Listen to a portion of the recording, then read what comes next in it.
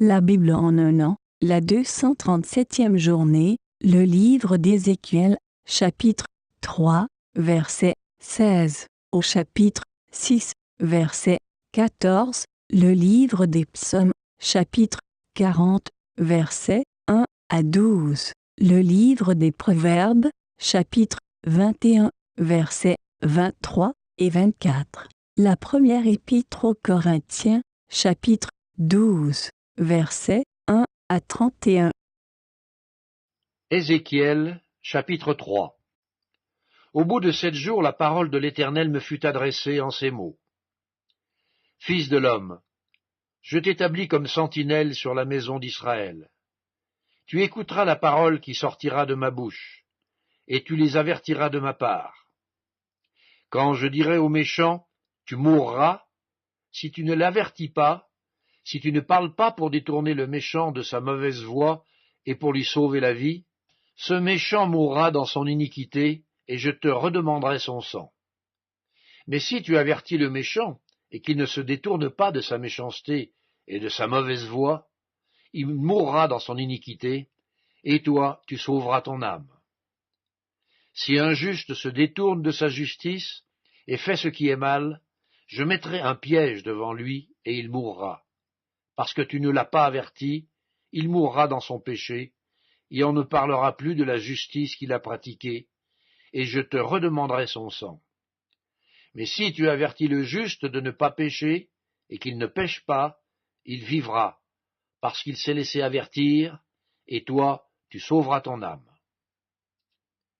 Là encore, la main de l'Éternel fut sur moi, et il me dit, « Lève-toi, va dans la vallée, et là je te parlerai. » Je me levai et j'allai dans la vallée.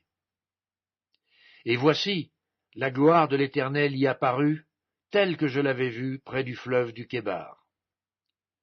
Alors je tombai sur ma face. L'Esprit entra en moi et me fit tenir sur mes pieds. Et l'Éternel me parla et me dit, « Va t'enfermer dans ta maison. Fils de l'homme, voici, on mettra sur toi des cordes, avec lesquelles on te liera, afin que tu n'ailles pas au milieu d'eux. J'attacherai ta langue à ton palais, pour que tu sois muet et que tu ne puisses pas les reprendre, car c'est une famille de rebelles. Mais quand je te parlerai, j'ouvrirai ta bouche pour que tu la leur dises. Ainsi parle le Seigneur l'Éternel. Que celui qui voudra écouter écoute, et que celui qui ne voudra pas n'écoute pas, car c'est une famille de rebelles. Ézéchiel, chapitre 4. Et toi, fils de l'homme, prends une brique, place-la devant toi, et tu y traceras une ville, Jérusalem. Représente-la en état de siège, forme des retranchements, élève contre elle des terrasses, environne-la d'un camp, dresse contre elle des béliers tout autour. Prends une poêle de fer, et mets-la comme un mur de fer entre toi et la ville. Dirige ta face contre elle, et elle sera assiégée, et tu l'assiégeras. Que ce soit là un signe pour la maison d'Israël. Puis couche-toi sur le côté gauche, mets-y l'iniquité de la maison d'Israël, et tu porteras leur iniquité autant de jours que tu seras couché sur ce côté. Je te compterai un nombre de jours égal à celui des années de leur iniquité, 390 jours. Tu porteras ainsi l'iniquité de la maison d'Israël. Quand tu auras achevé ces jours, couche-toi sur le côté droit, et tu porteras l'iniquité de la maison de Juda pendant 40 jours. Je t'impose un jour pour chaque année. Tu tourneras ta face et ton bras nu vers Jérusalem assiégée, et tu prophétiseras contre elle. Et voici, je mettrai des cordes sur toi, afin que tu ne puisses pas te tourner d'un côté sur l'autre, jusqu'à ce que tu aies accompli les jours de ton siège. Prends du froment, de l'orge, des fèves, des lentilles, du millet et de l'épeautre. Mets-les dans un vase et fais-en du pain autant de jours que tu seras couché sur le côté. Tu en mangeras pendant 390 jours. La nourriture que tu mangeras sera du poids de 20 cycles par jour. tu en mangeras de temps à autre. L'eau que tu boiras aura la mesure d'un 1/6 de hin. Tu boiras de temps à autre. Tu mangeras des gâteaux d'orge, que tu feras cuire en leur présence avec des excréments humains. Et l'Éternel dit, c'est ainsi que les enfants d'Israël mangeront leur pain souillé parmi les nations vers lesquelles je les chasserai. Je dis, ah Seigneur Éternel, voici, mon âme n'a point été souillée. Depuis ma jeunesse jusqu'à présent, je n'ai mangé d'une bête morte ou déchirée, et aucune chair impure n'est entrée dans ma bouche. Il me répondit, voici, je te donne des excréments de bœuf au lieu d'excréments humains, et tu feras du pain dessus. Il me dit encore, fils de l'homme, je vais briser le bâton du pain à Jérusalem. Ils mangeront du pain au poids et avec angoisse, et ils boiront de l'eau à la mesure et avec épouvante. Ils manqueront de pain et d'eau, ils seront stupéfaits les uns et les autres, et frappés de langueur pour leur iniquité. Ézéchiel, chapitre 5. Et toi, fils de l'homme, prends un instrument tranchant, un rasoir de barbier. Prends-le et passe-le sur ta tête et sur ta barbe. Prends ensuite une balance à peser, et partage les cheveux. Brûle-en 1/3 dans le feu au milieu de la ville, lorsque les jours du siège seront accomplis. Prends-en 1/3, et frappe-le avec un rasoir tout autour de la ville. Disperse-en 1/3 au vent, et je tirerai l'épée derrière eux. Tu en prendras une petite quantité que tu serreras dans les bords de ton vêtement. Et de ceux-là tu en prendras encore quelques-uns, que tu jetteras au feu, et que tu brûleras dans le feu. De là sortira un feu contre toute la maison d'Israël. Ainsi parle le Seigneur l'Éternel. C'est là cette Jérusalem que j'avais placée au milieu des nations et des pays d'alentour. Elle a violé mes lois et mes ordonnances, et s'est rendue plus coupable que les nations et les pays d'alentour. Car elle a méprisé mes lois, elle n'a pas suivi mes ordonnances. C'est pourquoi ainsi parle le Seigneur l'Éternel. Parce que vous avez été plus rebelles que les nations qui vous entourent, parce que vous n'avez pas suivi mes ordonnances et pratiqué mes lois, et que vous n'avez pas agi selon les lois des nations qui vous entourent. À cause de cela, ainsi parle le Seigneur l'Éternel. Voici, j'en veux à toi, et j'exécuterai au milieu de toi mes jugements sous les yeux des nations. À cause de toutes tes abominations, je te ferai ce que je n'ai point encore fait, ce que je ne ferai jamais. C'est pourquoi des pères mangeront leurs enfants au milieu de toi, et des enfants mangeront leurs pères. J'exercerai mes jugements contre toi, et je disperserai à tous les vents tout ce qui restera de toi. C'est pourquoi je suis vivant, dit le Seigneur, l'Éternel, parce que tu as souillé mon sanctuaire par toutes tes idoles et toutes tes abominations. Moi aussi je retirerai mon œil, et mon œil sera sans pitié, moi aussi je n'aurai point de miséricorde. 1/3 de tes habitants mourra de la peste, et sera consumé par la famine au milieu de toi. 1/3 tombera par l'épée autour de toi, et j'en disperserai 1/3 à tous les vents, et je tirerai l'épée derrière eux. J'assouvirai ainsi ma colère, je ferai reposer ma fureur sur eux, je me donnerai satisfaction. Et ils sauront que moi, l'Éternel, j'ai parlé dans ma colère, en répandant sur eux ma fureur. Je ferai de toi un désert, un sujet d'opprobre parmi les nations qui t'entourent, aux yeux de tous les passants. Tu seras un sujet d'opprobre et de honte, un exemple et un objet d'effroi pour les nations qui t'entourent, quand j'exécuterai contre toi mes jugements avec colère, avec fureur, et par des châtiments rigoureux. C'est moi l'Éternel qui parle. Quand je lancerai sur eux les flèches pernicieuses de la famine qui donne la mort, et que j'enverrai pour vous détruire. Car j'ajouterai la famine à vos maux, je briserai pour vous le bâton de pain. J'enverrai contre vous la famine et les bêtes féroces, qui te priveront d'enfants. La peste et le sang passeront au milieu de toi. Je ferai venir l'épée sur toi, c'est moi l'Éternel qui parle. Ézéchiel chapitre 6. La parole de l'Éternel me fut adressée en ces mots. Fils de l'homme, tourne ta face vers les montagnes d'Israël et prophétise contre elles. Tu diras, montagnes d'Israël, écoutez la parole du Seigneur, de l'Éternel. Ainsi parle le Seigneur, l'Éternel, aux montagnes et aux collines, aux ravins et aux vallées. Voici, je fais venir l'épée contre vous, et je détruirai vos hauts lieux.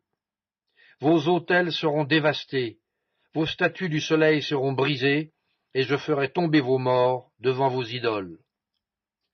Je mettrai les cadavres des enfants d'Israël devant leurs idoles, et je disperserai vos ossements autour de vos autels. Partout où vous habitez, vos villes seront ruinées, et vos hauts lieux dévastés. Vos autels seront délaissés et abandonnés. Vos idoles seront brisées et disparaîtront. Vos statues du soleil seront abattues et vos ouvrages anéantis. Les morts tomberont au milieu de vous, et vous saurez que je suis l'Éternel. Mais je laisserai quelques restes d'entre vous, qui échapperont à l'épée parmi les nations, lorsque vous serez dispersés en divers pays. Vos réchappés se souviendront de moi. Parmi les nations où ils seront captifs, parce que j'aurai brisé leur cœur, adultères et infidèles, et leurs yeux qui se sont prostitués après leurs idoles. Ils se prendront eux-mêmes en dégoût, à cause des infamies qu'ils ont commises, à cause de toutes leurs abominations. Et ils sauront que je suis l'Éternel, et que ce n'est pas en vain que je les ai menacés de leur envoyer tous ces maux. Ainsi parle le Seigneur l'Éternel. Frappe de la main, frappe du pied, et dis, hélas! Sur toutes les méchantes abominations de la maison d'Israël, qui tombera par l'épée, par la famine et par la peste. Celui qui sera loin mourra de la peste, celui qui sera près tombera par l'épée, celui qui restera et sera assiégé périra par la famine. J'assouvirai ainsi ma fureur sur eux, et vous saurez que je suis l'Éternel, quand leurs morts seront au milieu de leurs idoles, autour de leurs autels, sur toute colline élevée, sur tous les sommets des montagnes, sous tout arbre vert, sous tout chêne touffu, là où ils offraient des parfums d'une agréable odeur à toutes leurs idoles. J'étendrai ma main contre eux, et je rendrai le pays plus solitaire et plus désolé que le désert de Dibla, partout où ils habitent. Et ils sauront que je suis l'Éternel. Psaume 40, au chef des chantres, de David, psaume. J'avais mis en l'Éternel mon espérance, et il s'est incliné vers moi, il a écouté mes cris. Il m'a retiré de la fosse de destruction du fond de la boue, et il a dressé mes pieds sur le roc. Il a affermi mes pas, il a mis dans ma bouche un cantique nouveau, une louange à notre Dieu. Beaucoup l'ont vu et ont eu de la crainte, et ils se sont confiés en l'Éternel. Heureux l'homme qui place en l'Éternel sa confiance, et qui ne se tourne pas vers les hautains et les menteurs. Tu as multiplié, Éternel mon Dieu, tes merveilles et tes desseins en notre faveur, nul n'est comparable à toi. Je voudrais les publier et les proclamer, mais leur nombre est trop grand pour que je les raconte. Tu ne désires ni sacrifice ni offrande, tu m'as ouvert les oreilles, tu ne demandes ni holocauste ni victime expiatoire, alors je dis, voici je viens avec le rouleau du livre écrit pour moi. Je veux faire ta volonté, mon Dieu, et ta loi est au fond de mon cœur. J'annonce la justice dans la grande assemblée. Voici, je ne ferme pas mes lèvres, Éternel, tu le sais. Je ne retiens pas dans mon cœur ta justice, je publie ta vérité et ton salut. Je ne cache pas ta bonté et ta fidélité dans la grande assemblée. Toi, Éternel, tu ne me refuseras pas tes compassions, ta bonté et ta fidélité me garderont toujours. Livre des Proverbes, chapitre 21. Celui qui veille sur sa bouche et sur sa langue préserve son âme des angoisses. L'orgueilleux, le hautain, s'appelle un moqueur, il agit avec la fureur de l'arrogance. Première épître de Paul aux Corinthiens, chapitre 12. Pour ce qui concerne les dons spirituels, je ne veux pas, frères, que vous soyez dans l'ignorance. Vous savez que lorsque vous étiez païens, vous vous laissiez entraîner vers les idoles muettes, selon que vous étiez conduits. C'est pourquoi je vous déclare que nul, s'il parle par l'Esprit de Dieu, ne dit « Jésus est anathème », et que nul ne peut dire « Jésus est le Seigneur » si ce n'est par le Saint-Esprit. Il y a diversité de dons, mais le même Esprit. Diversité de ministères, mais le même Seigneur. Diversité d'opérations, mais le même Dieu qui opère tout en tous. Or, à chacun la manifestation de l'Esprit est donnée pour l'utilité commune. En effet, à l'un est donné par l'Esprit une parole de sagesse, à un autre une parole de connaissance, selon le même Esprit, à un autre la foi, par le même Esprit, à un autre le don des guérisons, par le même Esprit, à un autre le don d'opérer des miracles, à un autre la prophétie, à un autre le discernement des esprits, à un autre la diversité des langues, à un autre l'interprétation des langues. Un seul et même esprit opère toutes ces choses, les distribuant à chacun en particulier, comme il veut. Car, comme le corps est un et a plusieurs membres, et comme tous les membres du corps, malgré leur nombre, ne forment qu'un seul corps, ainsi en est-il de Christ. Nous avons tous, en effet, été baptisés par un seul esprit, pour former un seul corps, soit juif, soit grec, soit esclave, soit libre, et nous avons tous été abreuvés d'un seul esprit. Ainsi le corps n'est pas un seul membre, mais il est formé de plusieurs membres. Si le pied disait « Parce que je ne suis pas une main, je ne suis pas du corps », ne serait-il pas du corps pour cela? Et si l'oreille disait « Parce que je ne suis pas un œil, je ne suis pas du corps », ne serait-elle pas du corps pour cela? Si tout le corps était œil, où serait l'ouïe? S'il était tout ouïe, où serait l'odorat? Maintenant, Dieu a placé chacun des membres dans le corps comme il l'a voulu. Si tous étaient un seul membre, où serait le corps? Maintenant donc, il y a plusieurs membres, et un seul corps. L'œil ne peut pas dire à la main « je n'ai pas besoin de toi », ni la tête dire aux pieds « je n'ai pas besoin de vous ». Mais bien plutôt, les membres du corps, qui paraissent être les plus faibles, sont nécessaires. Et ceux que nous estimons être les moins honorables du corps, nous les entourons d'un plus grand honneur. Ainsi, nos membres les moins honnêtes reçoivent le plus d'honneur, tandis que ceux qui sont honnêtes n'en ont pas besoin. Dieu a disposé le corps de manière à donner plus d'honneur à ce qui en manquait, afin qu'il n'y ait pas de division dans le corps, mais que les membres aient également soin les uns des autres. Et si un membre souffre, tous les membres souffrent avec lui. Si un membre est honoré, tous les membres se réjouissent avec lui. Vous êtes le corps de Christ, et vous êtes ses membres, chacun pour sa part.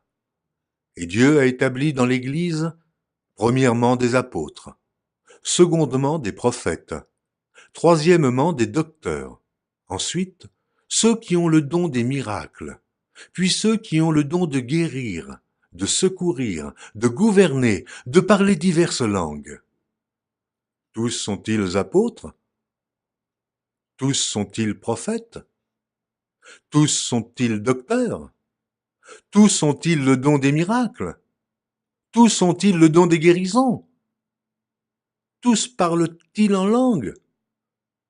Tous interprètent-ils? Aspirez aux dons les meilleurs. Et je vais encore vous montrer une voie par excellence.